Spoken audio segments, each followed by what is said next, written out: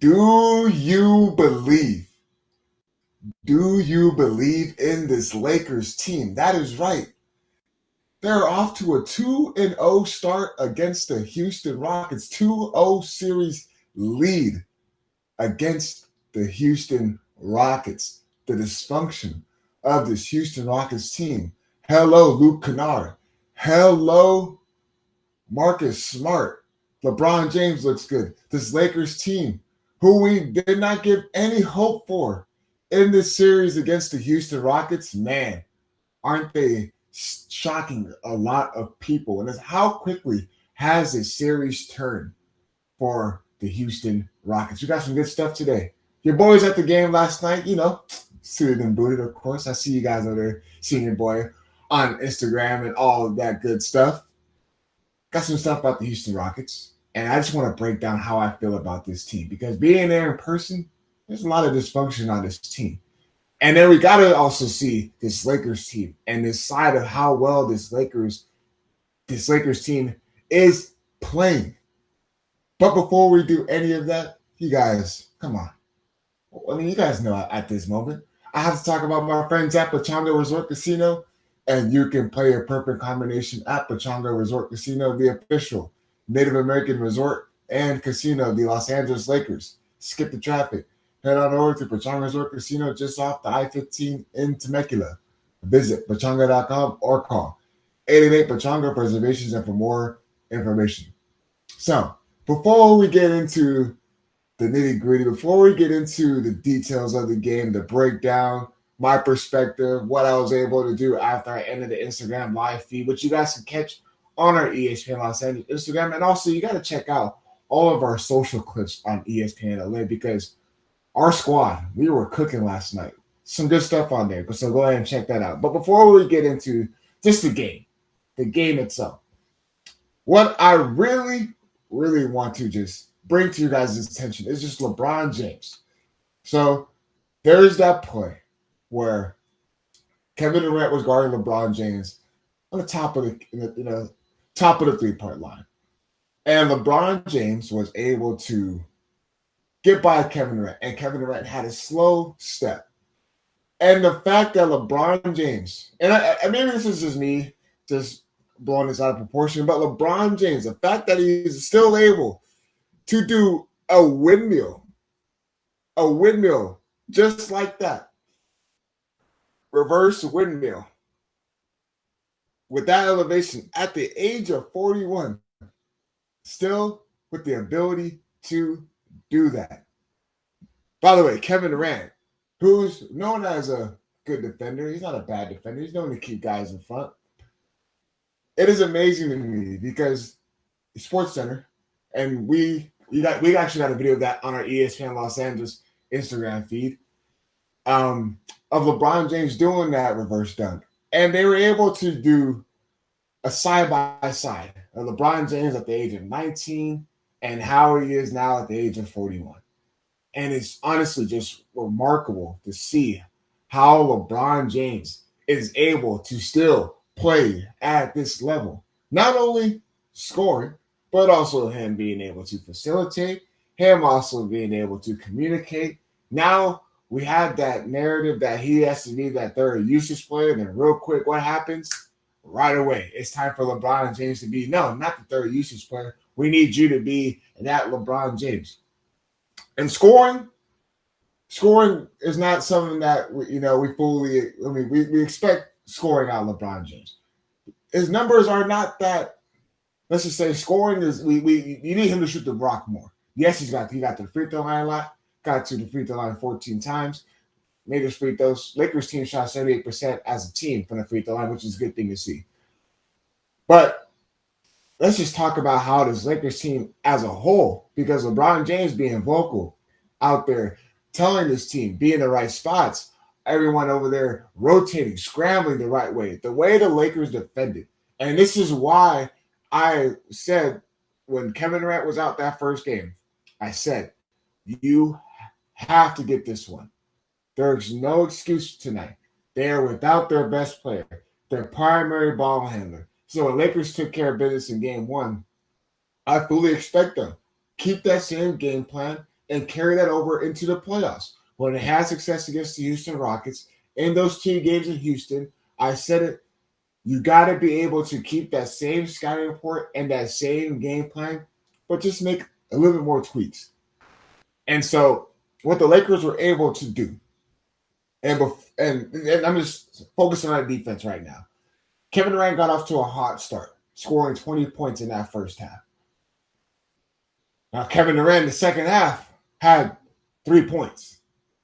Kevin Durant only had 5 turnovers in that second half. Kevin Durant, as a total, had 9 turnovers. That's a win for the Lakers. They're doing their job. So that's just the defensive part. Now we look at the Lakers and the offense. And we look at the Lakers as far as, okay, who's going to come out here and provide offense besides LeBron James? Hello, Marcus Smart. Marcus Smart getting 25 points. Really? And how many times you see Marcus Smart knock down the open shot?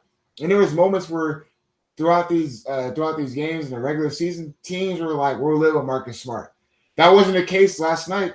8 of 13, 25 points, shot 5 of 7 from 3. You get Marcus Smart knocking down shots, that's a win-win for the Lakers. Not only did Marcus Smart knock down his shot, Marcus Smart also had 5 steals. He set the tone early for his Lakers team by diving on the floor for a loose ball. You should have heard the crowd. It was loud at Crypto.com Arena with this Lakers team. For this Lakers team, the fans were there. You can feel the environment. This is definitely a playoff environment, and it's a great feeling to be in that building. And when Marcus Smart dove on the floor early in that game, crowd stood up. Oh, you knew it was time. It was go time. And not only Marcus Smart filled up the stat sheet scoring, not only is he getting 5 steals, hey, Luke Kennard, we asked, can he do this again? He had a really good performance in game 1 for the Lakers. Now the question is, hey, can Luke Kennard do that again? Can he provide the same scoring for this Lakers team for game number 2? Oh, guess what? Luke Kennard, he's proving that he can do this. Luke Kennard, look at this play right here. Coming off the dribble. Turn around, 3-point bucket for Luke Kennard. And it's like, yo, everyone all of a sudden is like, this isn't Luke Kennard's bag? Luke Kennard can do this? Is this what really Luke Kennard can do? Yeah. For all you guys watching, Luke Kennard, this is him doing this at a consistent level right now. There's a reason why he had the number 1 3-point percentage in the league, because he's able to do things like that. But the beauty of Luke Kennard and him also able to get off the dribble and kick out to guys and find the open man, that is another thing in this game. And J.J. Redick has done a good job of hiding Luke Kennard on the defensive end of the floor. But it's because of the way this Lakers team defends. It's the way that they were able to defend against the Houston Rockets. The moment Kevin Durant crossed half-court line, what did they do? They blitzed him immediately. And forces him to get the ball out of his hands. You're going to live with Ahmed Thompson trying to beat you off the dribble. You're going to live with Tari Eason getting 14 shots. He shot 4 of 14, but you're going to live with that. Hell, you're going to live with Alperen Sengun trying to take guys off the dribble one-on-one when you're the Los Angeles Lakers. By the way, just to kind of throw that up real quick, Alperen Sengun, I got to bring up these numbers for you guys. Against his numbers against DeAndre Ayton and Jackson Hayes. When Alperen Sengun this series is guarded, when he's guarded by DeAndre Ayton and Jackson Hayes, he's shooting 4 of 11 against DeAndre Ayton. He's shooting 1 of 6 against Jackson Hayes. He is 5 of 17 from the field against the 2 big men. He is now shooting 4-21 on his hook shots this series, which, by the way, those hook shots that Alperen Sengun is trying to do, man, that is not helping this Houston Rockets team because a lot of them is just contested. But this is credit to what the Lakers are doing. And you have to really see what is going on here. A 2-0 series lead. You got to start believing. You got to start believing the way this Lakers team is defending at a high level, rotating, moving, sliding their feet. I know the rebounding has been some troubles, especially how well this Houston Rockets team does rebound. But the Lakers are forcing turnovers. The Lakers are diving on the floor. The Lakers are rotating. There's a lot of good things with this Lakers team right now. And you just go back to it. There's a reason why. And I understand why there were some doubts when you don't have Luka Doncic and Austin Reeves. But that is why it's important to understand how much of an eye-opener it was, the eye tester it was when the Lakers played against the Houston Rockets in those 2 games in Houston and how they were able to beat them. They were beating them because they were able to get collective stops. They were beating them because they were able to get the ball out of Kevin Durant's hands. You have to really pay attention. He had 9 turnovers. Yes, 9 turnovers. That Houston Rockets team looked dysfunctional to close out the game. Yes, they were trying to claw their way back. Yes, they were trying to do every single thing possible. But now the pressure is just all on the Houston Rockets. The Lakers are really playing with house money right now. 2-0 series lead. Now, hopefully they can get one in Houston. It's going to be tough winning on the road, as it always is in the NBA, or just in general in sports. It's always tough to win on the road. But now this series is extended. Hell, we talk about, can this Lakers team get Luka Doncic?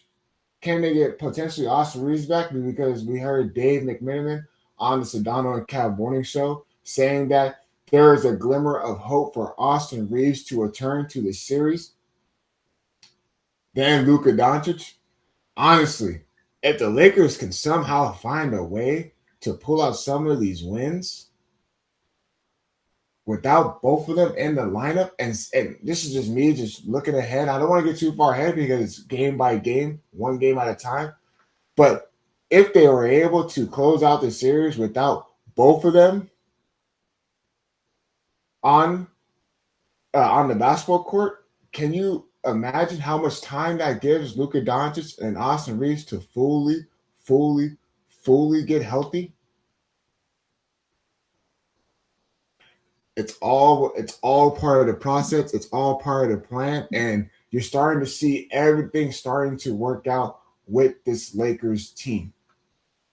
And the vibes in there, everything that has been going on and everything that has been surrounded with this Lakers team. It's good to see it. It's good to see Marcus Smart be that vocal guy defensively, but it's also good to see him provide some scoring. Luke Kennard, who we thought that it's not, I mean, we thought that this, can he get there? Can he carry this over into game number 2? And he has. Rui Hachimura looks good. Every single person on this Lakers team is fulfilling their roles, and they're expanding their roles. And again, we just got to keep on going back to how they are looking without Luka Doncic and Austin Reeves. And they are playing really, really well. And this is why the more focus I really want to get into on this second half is just Kevin Durant and this Houston Rockets team, the dysfunction, the lack of Ime Udoka trying to make adjustments for this Houston Rockets team. Because what I tell you guys, after I ended the ESPN Los Angeles Instagram live, I made my rounds. After. And I went ahead and I went over by the Houston Rockets locker room side, and quiet, as it would be after coming off of a loss. It's quiet in there. And it's not only after the loss, it's the stuff that was transpiring on the basketball court. And we're definitely going to elaborate more on this. But before we do, I have to let my partners at Pachanga give you guys a quick word. At Pachanga Resort Casino, you can rock and roll, sit and slide, twist and shout. Play your perfect combination at Pachanga Resort Casino, official Indian gaming sponsor of the Lakers. What is going on? Welcome back to Lakers Talk Daily. Man, 2-0 series lead for the Los Angeles Lakers. And just to kind of go in with you guys in the YouTube chat, I see you guys in here. And Rachel, unfortunately, I don't have my guy John with me. I should have hit my guy John up, but he will be coming in later today to operate some social things. But man, just to kind of read some more stuff off in this YouTube chat. Jay says the only negative thing is that they need to slow it down, especially when we are up. 4 straight turnovers because trying to go in transition.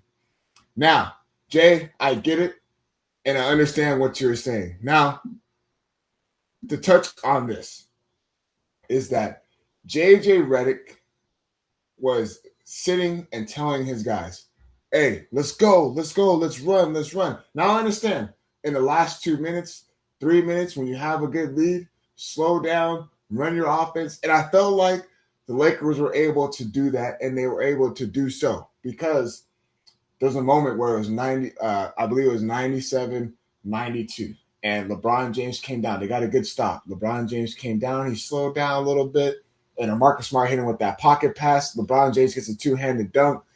Like, those moments were good. But I do get what you're saying, because when you get sped up and you're doing jump passes and it leads to a possible transition bucket, which the Lakers have been doing a good job of getting back in transition defense. So, Jay, I totally understand where you're coming from and why you have those things. But, Brian said, I think Jay is talking about the end of the second quarter. Yeah, you know what? Good point. Thank you guys for in the YouTube chat for saying that. So there was a moment where the Lakers, and they were having a scoring drought. And this is where the lineup comes into play too. This is not the end of the second quarter. This is just me thinking early in that second quarter is in the lineup is Jake LaRavia, Ronnie James, Jared Vanderbilt, LeBron James, and Jackson Hayes. And that lineup is tough. And I get it. You're trying to buy some time for Marcus Smart. You're trying to buy some time for Luke Kennard.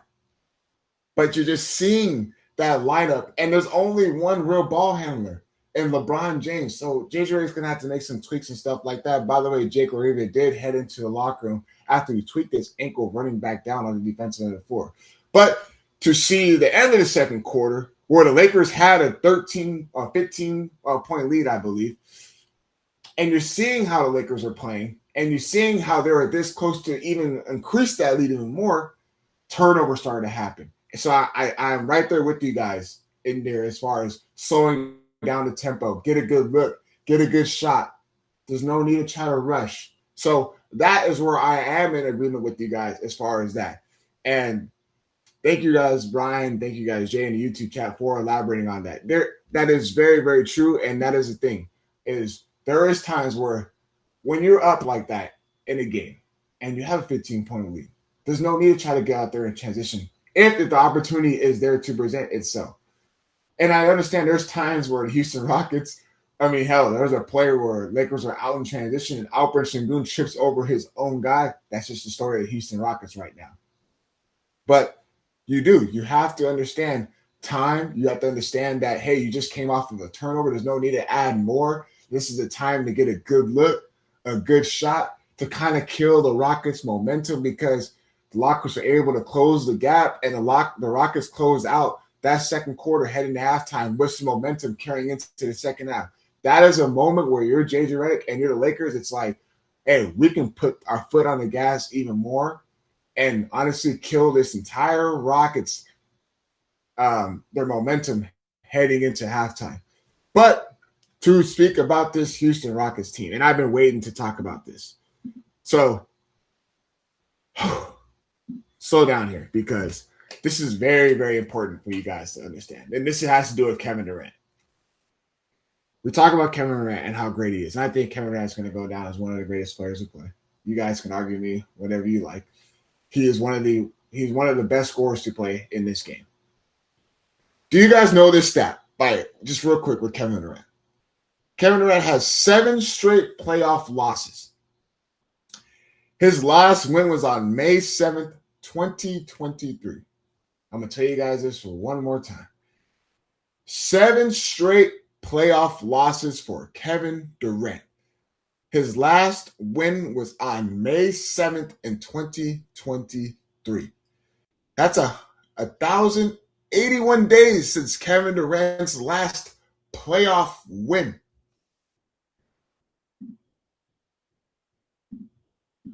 I mean, KD.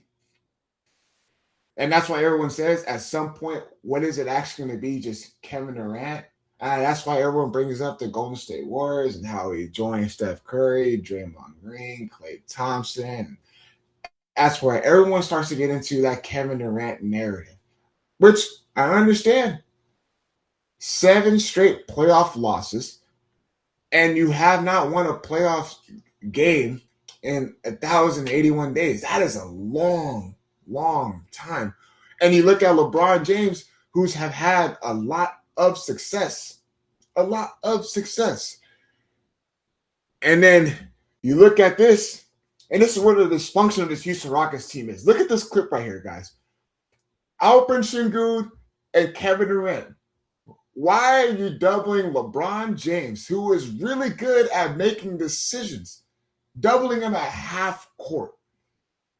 And LeBron James, smart and a veteran that he is, what does he do? He's able to find the open man and Rui Hachimura in the corner. So that's one thing, the Houston Rockets. They don't know what they're doing out there defensively. All right? Now, there's another thing. There was a moment where Reed Shepherd, he came down for a three-point ball. And the Rockets had, I believe they had a 3-on-1. Or 3-on-1, or it was a 3-on-2. Reed Shepherd came down, and he decided to pull up from 3. Now, Rockets, what do they do best? They get an offensive rebound. Jabari Smith Jr. gets an offensive rebound. Kevin Durant able to get it. He knocks down the mid-range, the close-range shot. And then what happens immediately after that is Kevin Durant gets it, and he's literally yelling at Reed Shepherd, "Yo, pass the rock, man. Come on, give me the rock." Which, in that first half, Kevin Durant has every single right to be mad because he was clicking, and there was no one that was going to be able to guard him. But this just goes to tell you guys that Kevin Durant, there's some frustration built up with this Houston Rockets team. Brian Windhorst said it himself. The Houston Rockets fan base, they have to be sick of watching what's going on there out there on the basketball court for them.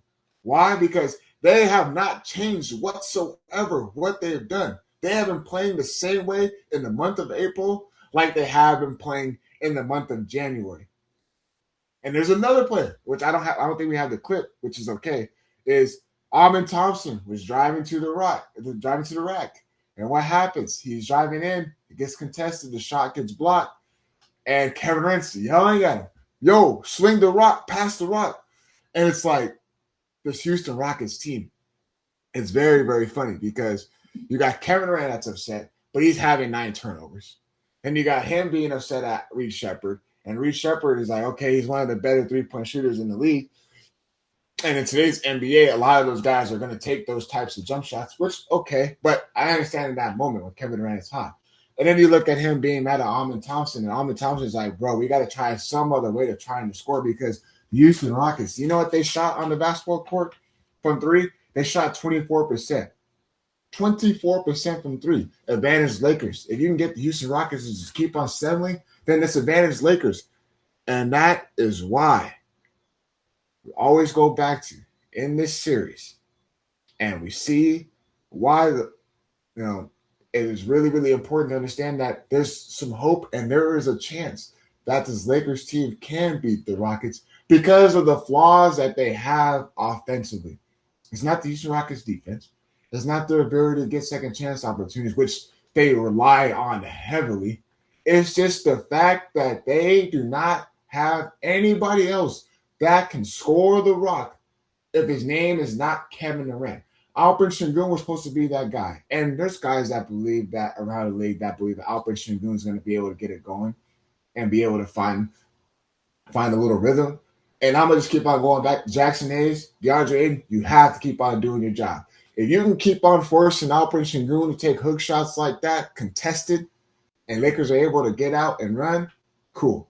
that is a win for the Lakers. If you can enforce Alvin Thompson to be that decision maker off the dribble, advantage Lakers. If you can keep on forcing Kevin Durant to have 9 turnovers,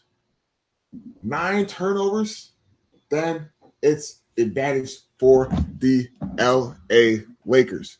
So again, I'm just seeing this, and every single thing has been going right with this Lakers team, which a lot of people will say, as it should. It is going right. And because the way they have been playing, there's no question that the Lakers are now in a hole where they can close this series out. And this all just goes back to, do they have the hope? And can they actually win this series? Which now, being up 2-0, it is a really, really good thing. And I don't think we are totally understanding that. We went back to, they just get one at home at Crypto.com Arena. Okay. No, not one. They got 2.